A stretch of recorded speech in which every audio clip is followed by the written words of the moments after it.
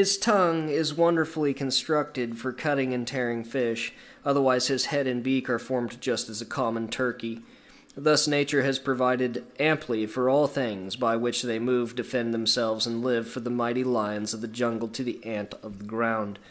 After the year 1852, I killed a great number of deer. I skinned, salted, and dried the meat, supplying not only myself but my neighbors with all they wanted.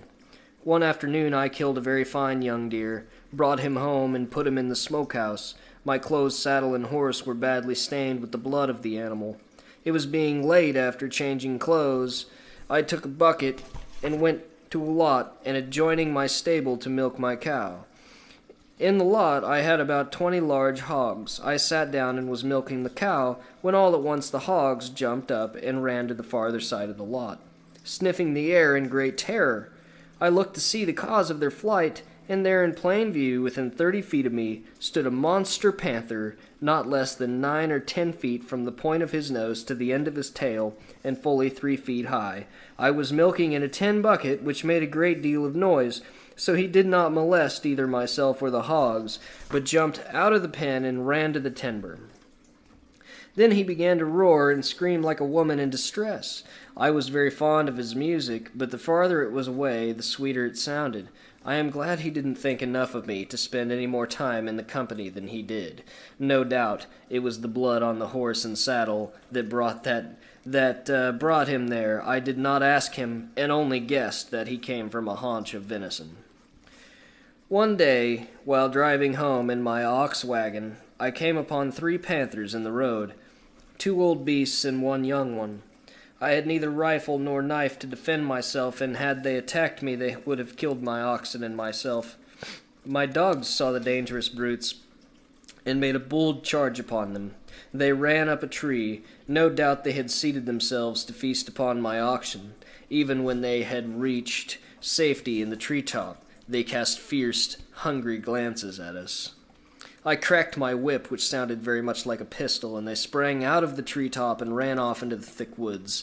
I drove my oxen home in a hurry, every hair on my head feeling about as stiff as a knitting needle, and I never had any more desire to encounter panthers. My frontier experience was valuable to me in more ways than I can ever tell. It was valuable in my scientific researches. Before I had ever studied anatomy from books, I had almost perfected the knowledge of the great book of nature. The skinning of squirrels brought me in contact with muscles, nerves, and veins. The bones, this great foundation of the wonderful house we live in, was always a study to me long before I learned the hard names given to them by the scientific world.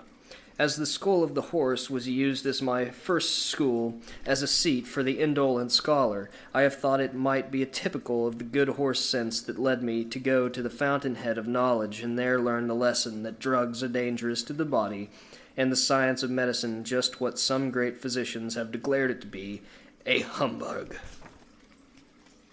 But I am digressing from the purpose of this chapter, which is to give some of my adventures during my early days on the frontier. My adventures were not confined alone to panthers, deers, skunks, and coons. We had an enemy far more suitable and dangerous, subtle and dangerous than either. His fang was poisonous and his bite often death. I refer to the snakes of Missouri in an early day. I have killed thousands of them, big and little, long and short, from 10 feet in length to 6 inches, and all colors, red, black, blue, green, copper, spotted, dangerous, and harmless. They were so abundant in the timber and prairie country in the early days that it was necessary to carry a club about the size of a common walking stick, 3 or 4 feet long, as protection. All persons carried something in their hands to kill snakes during the warm weather. Many kinds were very poisonous. I remember a man named Smith Montgomery who was bitten on the foot in the harvest field while he was at work barefooted. The snake's tooth penetrated a vein which carried the blood to the heart, and he cried, "I am bitten by a rattlesnake," walked toward the other man, but after taking 6 steps sank to the ground and was instantly dead. The poison of the rattlesnake produces a numb feeling, which runs all through the body, and the lungs and heart cease to move as soon as blood is conveyed to the heart and the poison gets into the large blood vessels. Rattlesnakes are stubborn antagonists. I have formed a ring of hay about a foot high, set it on fire, and when in full blaze all over at the very hottest time, have thrown the rattlesnake in that ring of fire. He would fight and squirm until he was stiff as a walking stick, and only ceased when his body was cooked. Thus you see he is grit to the very last. As I was traveling through some timberland, when my friend Jim Jesse, we saw in front of us a very large rattlesnake, 6 feet in length. I proposed to Jim to have some kind of fun out of the gentleman.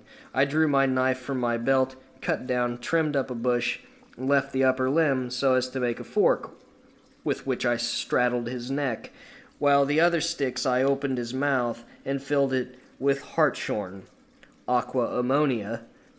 Then we let him loose and stepped back to see the fun.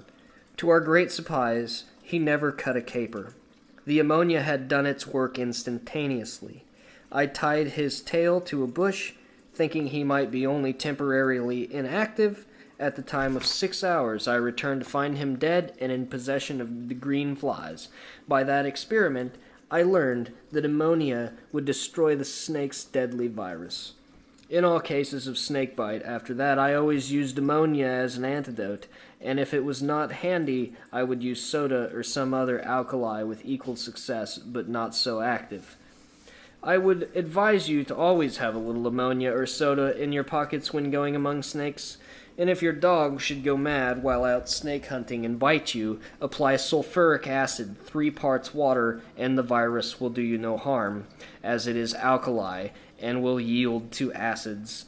I once treated a girl bitten by a rabid dog on the face, leaving 2 cuts 2 inches long, with sulfuric acid for 10 days. Her face healed, and she is still alive, though this was 30 years ago, has never shown any signs of rabies, while all the stock bitten by the same dog went mad.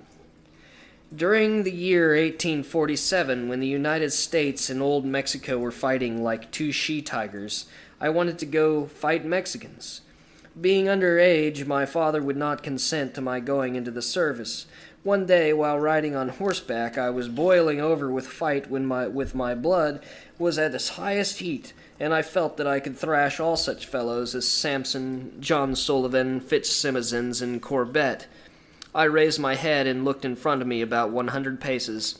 I saw something lying across the road, which I took to be a fence rail or a pole about 3 or 4 inches in diameter. I gave no further thought of it until I had traveled about the distance to where I thought I had seen it. I looked backward and forward in search of my pole, but it had disappeared, and it was a very hot day. I began to wonder if I had been asleep and seen a pole in my dream. A few more steps brought me to a place in the road which was very dusty, and I was dumbfounded to see the track of the snake in the road. The imprint of the soft dust was about 1 inch deep and something over a foot wide. On discovering it was a snake track without mistake, I knew I could get war and plenty of it without going to Mexico. I rode out in the weeds, which were about a foot high in the direction I thought I was most likely to find him. I found Mr. Snake coiled up. Coil, snake, and all would easily have filled a half bushel. He raised his head 2 feet in the air and fixed those basilic orbs on me, about 3 inches across, just back of the eyes.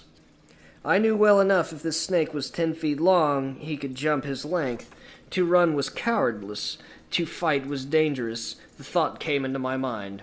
How will I look in a young man who wants to fight all Mexico to back out and run from a snake?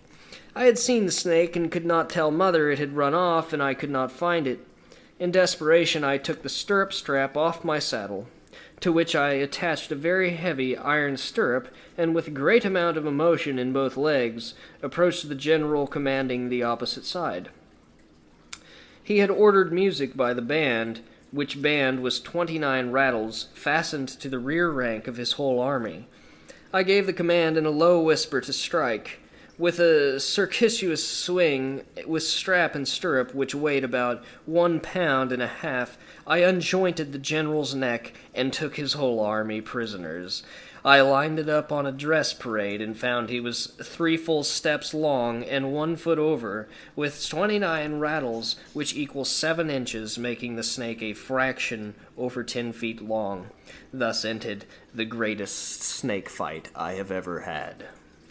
As the snake is an emblem of poison, and as all drugs are poison, this conflict may be said to be the first conflict between osteopathy and poison, in which osteopathy came off victorious.